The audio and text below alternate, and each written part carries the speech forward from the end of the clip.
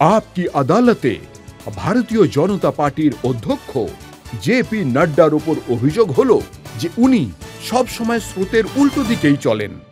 নাড্ডাজি, আমি আপনার পরিবারের সম্পর্কে জেনেছি। সবাই হয় কোনো এডুকেশনে রয়েছেন বা কোনো প্রফেশনে রয়েছেন। আপনার বাবা অনেক বড় সম্মানীয় প্রফেসর ছিলেন, ভাইস চ্যান্সেলর ছিলেন। আপনার বোন হলেন ডক্টর, আপনার ভাই হলেন ইউজিসি। তাহলে আপনি কি করে এই ভুল পথে পা বাড়ালেন? ভুল পথকে সঠিক করার জন্য এসেছি, কারণ এটা শোধরানোর প্রয়োজন ছিল। পাটনাতে আমার যেখানে জন্ম হয়েছে ৭৫, ৭৬ আর আর এমনিতেও মোটামুটি ৭৪ থেকে দেখছি ওটা জেপি অ্যাজিটেশনের এপিসেন্টার ছিল। জয়প্রকাশ নারায়ণ বাবুর আন্দোলন আমাকে এতটাই প্রভাবিত করেছিল। আর যা কিছু ঘটনা ঘটেছিল পারিবারিক দৃষ্টি অনুযায়ী, এমার্জেন্সির আগে আমার বাবা অনেকগুলো পজিশনে ছিলেন। কিন্তু আমি বলব যে এমার্জেন্সিকে সাপোর্ট না করার জন্য উনাকে অনেক কিছু থেকে সরিয়ে দেওয়ার কাজ করা হয়েছে। আর আর আমি বলব যে আমার এরকম মনে হয়েছে যে পলিটিক্সে আর সোশ্যাল আর পলিটিক্যাল ফিল্ডেই কাজ করা উচিত। তো পরিবারের লোকেরা বাধা দেয়নি যে সবাই কোনো না কোনো বড় পদে রয়েছেন, সুতরাং আপনিও আইএএস বা আইপিএস হয়ে যান, আপনিও প্রফেসর হয়ে যান? আমাদের বাড়িতে অনেক হেলদি ডিসকাশন হয়। আমি অনেকগুলো পলিটিক্যাল ইস্যুকে বাড়ির ডাইনিং টেবিলে বসেই বুঝেছি কিন্তু। আর বাবা খুবই বিশ্বাস করতেন যে ফ্রি ডিসকাশন হওয়া উচিত। আমি সাপোর্ট পেয়েছি আর আমি অবশ্যই আমার পরিবারকে খুবই ধন্যবাদ জানাই যে প্রতিটা পদক্ষেপে এটা কিন্তু সব পরিবারে হয় না। কিন্তু এই সাপোর্টটা আমি পেয়েছি আর ওনাদের সাথে আমি মন খুলে চর্চা করেছি। আর দেখুন, সাধারণত রাজনৈতিক পরিবারে যেটা হয়ে থাকে সেটা হলো পরিবারকে রাজনীতিতে নিয়ে যাও, আর আপনি রাজনীতিকে পরিবারে নিয়ে এলেন। আমি পরিবারের মধ্যে রাজনীতিকে নিয়ে আসিনি। আমাদের এখানে রাজনৈতিক বিষয়বস্তু নিয়ে চর্চা আমি কিন্তু ছোটবেলা থেকেই শুনেছি। হ্যাঁ, এটা ঠিকই যে আমি রাজনৈতিক মাঠে নেমে পড়েছি। আপনি যাকে বউ করে নিয়ে এলেন, যাকে বিয়ে করলেন, তিনি রাজনৈতিক পরিবারের, আর উনিও লিডার ছিলেন। যারা রাজনীতি করেন তারা যদি পলিটিক্যাল ব্যাকগ্রাউন্ড থেকে কোনো বেটার হাফকে পান তাহলে কিন্তু বেশি ভালো হয়। তাদের ওই কাজ করার কায়দা, জনসাধারণকে দেখার দৃষ্টিকোণ, আ সামাজিক দৃষ্টিকোণ, সোশ্যাল অ্যাঙ্গেল এই সমস্ত কিছুই জানা থাকা উচিত। দেখুন, উনিও ইলেকশনে লড়েছিলেন, ইলেকশন জিতেছিলেন, ওনার মাও ইলেকশন জিতেছিলেন। উনি কখনো বলেননি যে নাড্ডাজি পিছিয়ে যান, আমি আসতে চলেছি? বাড়ির মধ্যে তো সব চলতেই থাকে। আমি ওনাকে বলেছি যে, "তুমি সোশ্যাল ফিল্ড বেছে নাও, আমি পলিটিক্যাল ফিল্ড বেছে নিচ্ছি।" আর উনি সোশ্যাল ফিল্ডে অ্যাক্টিভ হয়ে গেলেন। আর আমি পলিটিক্যাল ফিল্ডে অ্যাক্টিভ রয়েছি। হ্যাঁ। কিন্তু আপনার স্কুলের যে সমস্ত বন্ধুরা ছিলেন তারা বলেন যে সেই সময় রাজনীতিতে ইন্টারেস্ট ছিল না, হয় সুইমিং পুলে দেখা হতো হ্যাঁ, হ্যাঁ। আর নয়তো খেলার মাঠে। হ্যাঁ, খেলার প্রতি আমার খুব ন্যাক ছিল। আর আমি স্পোর্টসে আ আমি মাইল রেস চ্যাম্পিয়নও ছিলাম আর স্প্রিন্ট চ্যাম্পিয়নও ছিলাম। খুব কম হয়ে থাকে যে দুটোতেই কেউ চ্যাম্পিয়ন হয়। আর সুইমিং এর প্রতি আমার ইন্টারেস্ট ছিল। অ্যাক্টিভিজমের গল্প আমি শুনেছি, ভাইস চ্যান্সেলরকে তার অফিস থেকে তুলে সেটা যা হয়েছিল যে একটা ম্যানেজমেন্টের ক্লাসে, ম্যানেজমেন্টের এক্সামিনেশনে আমাদের এরকম মনে হয়েছিল যে ওখানে কিছু গন্ডগোল আছে। আন্দোলন চলল। আন্দোলন সফলতা পেয়ে গেল। কয়েকজন ধর্নায় বসে গেল। তো আমি উনার কাছে গেলাম। আমি বললাম যে, "স্যার কয়েকজন আপনার সাথে দেখা করতে চায় স্টুডেন্টস।" "না, আমি দেখা করব না।" উনি নিজের ড্রইং রুমে বসেছিলেন। আমি বললাম, "আপনি একজন ভাইস চ্যান্সেলর, আপনার এটা দায়িত্ব। আপনি দেখা করবেন?" "না, আমি দেখা করব না।" আমি বললাম, "এটা কি করে হয়? ঠিক নয়। এভাবে তো ইউনিভার্সিটি চলতে পারে না।" "না, করব না।" আমি বললাম, "ঠিক আছে।" আমাদের সাথে ১০-১২ জন স্টুডেন্ট ছিল। আমি বললাম, "তোলো ওনার চেয়ার।" ওরা ওর সোফা শুদ্ধ তুলল আর ওনাকে খুব সম্মানের সাথে নিয়ে গিয়ে বাইরে গার্ডেনে ওখানে বসিয়ে দিলাম। মানে সোফাতে বসা অবস্থায় ওনাকে বসিয়ে দিলাম। ঠিক আছে তো? আমি বললাম, "স্টুডেন্টরা রয়েছে, এখন আপনি বলুন। এবার আপনি তো এসে গেছেন। এখন আপনি এদের সাথে কথা বলুন।" তো উনি দেখা করে কথাবার্তা বললেন। নেতা হওয়ার সব রকম গুণই তখন থেকে আপনার মধ্যে ছিল। আমি এর বিচার তো এর বিচার তো মানুষেরাই করতে পারবে। আমি করতে পারব না। কিন্তু হ্যাঁ, সেই সময় আমি অবশ্যই অ্যাগ্রেসিভ ছিলাম। কিন্তু সিস্টেম আর নরমস কে কখনোই ওভারস্টেপ করতাম। মানে ওভারস্টেপ করতাম না আমি আরকি। নাড্ডাজি এর মূল্যায়ন করেছিলেন মোদিজি, হুম, আর মোদিজি জনসমক্ষে এটা বলেছেন যে আপনি আর উনি একই স্কুটারে বসে ঘুরে বেড়াতেন কাজ করার জন্যে। হ্যাঁ। দেখুন, আমি এটা নিজের সৌভাগ্যই মনে করি যে আমি এমন একজন ব্যক্তির সাথে একদম যৌবনকাল থেকেই কাজ করার সুযোগ পেয়েছি। উনার কাছ থেকে অনেক কিছু শেখার সুযোগ পেয়েছি। আমি আর যা কিছুই হয়েছি, উনার ছোট, ছোট কথায় যেগুলো উনি আমাদেরকে বলেছেন, সেগুলো শিখতে, শিখতে আমি এই পর্যন্ত পৌঁছেছি। তা যখন কাজকর্ম করতেন তখন নিশ্চিত রূপে উনি আমাদের মহামন্ত্রী ছিলেন, আমাদের দায়িত্ব ছিল ওনার উপর। আর আমি যুব মোর্চার অধ্যক্ষ হয়ে গেছিলাম। সেই সময় তো এইসব গাড়ি-টাড়ি আমরা পেতাম না। তখন আমরা ওই আরকি স্কুটারই ছিল আমার, সেটাকেই কিক মারতাম। উনি বসতেন, আমরা এগিয়ে যেতাম। মানুষের সঙ্গে দেখা করতাম আমরা। এইভাবেই শিখেছি। মোদিজি কি সেই সময় অতটাই তুখোড় ছিলেন যতটা আজকে? একদমই। মানে খুবই শার্প, খুবই শার্প। আর আ কোনো জিনিসকে গভীরভাবে দেখা, আমি তোমাকে বলেই দিতাম যে যেখানে আমার চিন্তাশক্তি শেষ হয়ে যায়, সেখান থেকে অনেক আগে থেকে আপনি শুরু হয়ে যান। সেই আমি বুঝতে পারতাম না।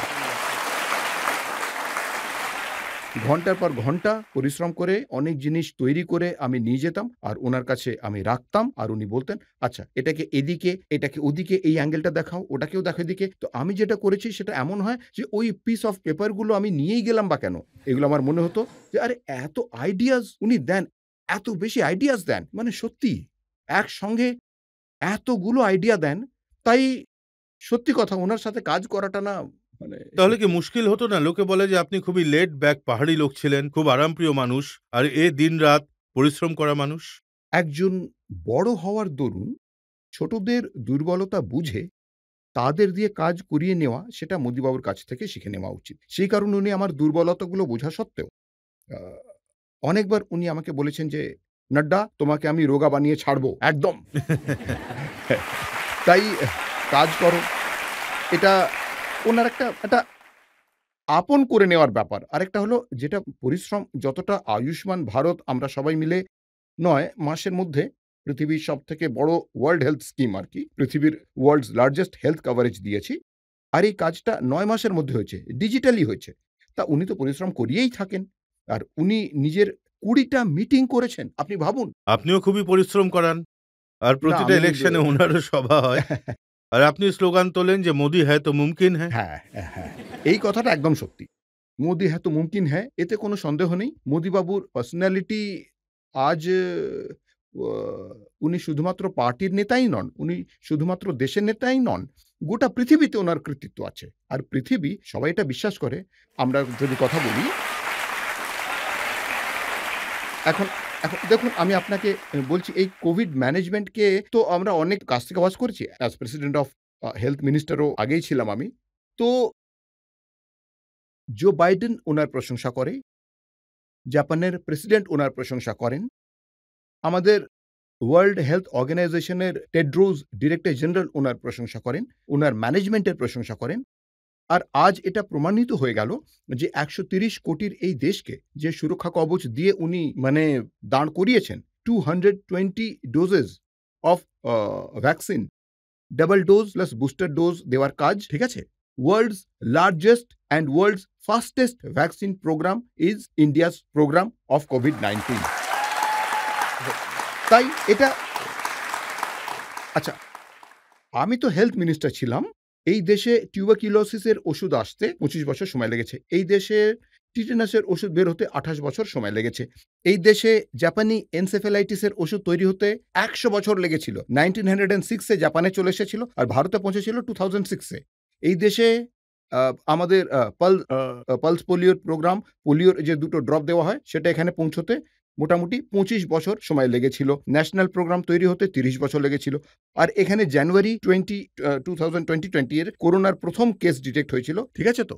এপ্রিলের ২০ তারিখে মোদিবাবু টাস্ক ফোর্স বসিয়েছিলেন। আর ৯ মাসের মধ্যে একটা নয় দু দুটো ইন্ডিজিনাস ভ্যাকসিন তৈরি করে মোদিবাবু দেশকে দিয়েছেন। এটা উনার কৃতিত্ব। এটাই হলো ভারত।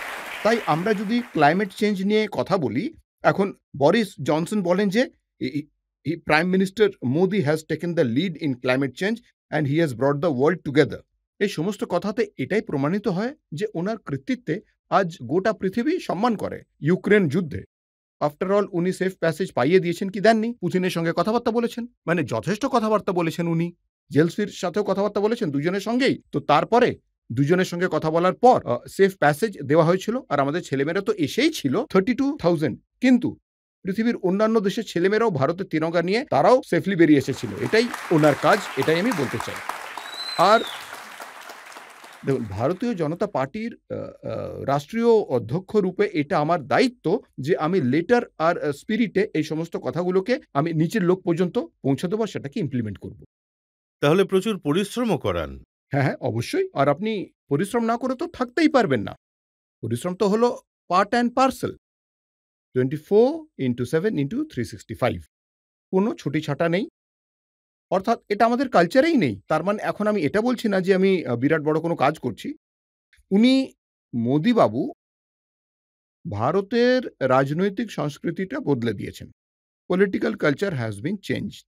একটা সময় ছিল যখন মানুষ ভোটে জিতে যেত, পার্টি-টার্টি করত, ছুটি এনজয় করত। কিছু মানুষের এখনো ছুটিতে যাওয়ার কথা বলে আর সবসময় যায়ও।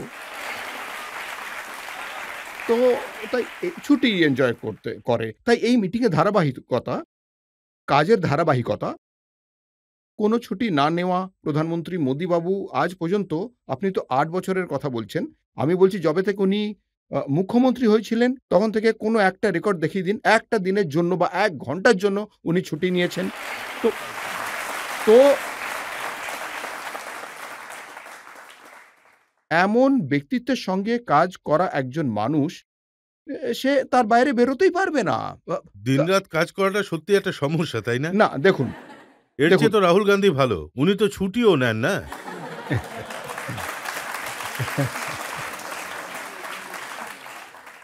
উনি বেশিরভাগ সময় ছুটিতেই থাকেন, কখনো, কখনো কাজে আসেন। কিন্তু আমাদের এখানে আমরা কাজ করেই আনন্দ পাই। আমরা এতে এত মজে গেছি, তার সাথে এতটা ইনভলভ হয়ে গেছি, আমাদের টার্গেট আছে সেগুলোকে পুরো করতে হয়। তাই এগুলো এই ধরনের ওয়ার্ক কালচার উনি ডেভেলপ এই করেছেন। যে এটাই কালচারটা ব্যাপার। বদলেছে না নাড্ডাজি, এইজন্য অন্যান্য পার্টির নেতারাও সমস্যায় রয়েছেন। না উনাদেরও তো কাজ দেখুন, করতে হয়। বিপক্ষের পার্টিদের আমি একটা কথা অবশ্যই বলব, হয় নিজেদের রাস্তা বদলে ফেলো